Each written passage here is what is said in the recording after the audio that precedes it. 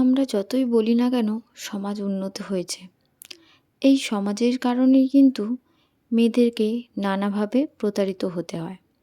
যেমন ধরো, কারো ঘরে মেয়ে হয়েছে, মেয়েকে হতে হবে ফর্সা, মুখের গঠন হতে হবে খুব সুন্দর, কালো হলে হবে না, বুঝেছ? যদি খাটো হয়, বাবা এ তো খাটো মেয়ে। যদি আবার একটু লম্বা হয়, বাবা এ তো তাল গাছ দেখছি।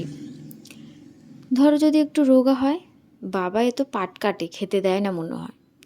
যদি আবার একটু মোটা হয়, তাতে ওর দোষ, খেয়ে খেয়ে মোটা হচ্ছে, কাজকর্ম করে না।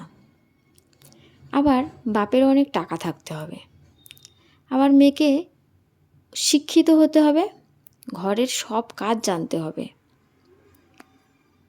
ব্যাপারটা এমন হলো, একের মধ্যে সব রকম গাইড চাই, মেয়েকে মানে সর্বগুণা সম্পূর্ণ হতে হবে, বুঝেছ? আমার কথাগুলো যদি ভালো লেগে থাকে তাহলে চ্যানেলটিকে সাবস্ক্রাইব করে দিও, আর লাইক কমেন্ট করতে কিন্তু ভুলো না বন্ধুরা, বুঝলে?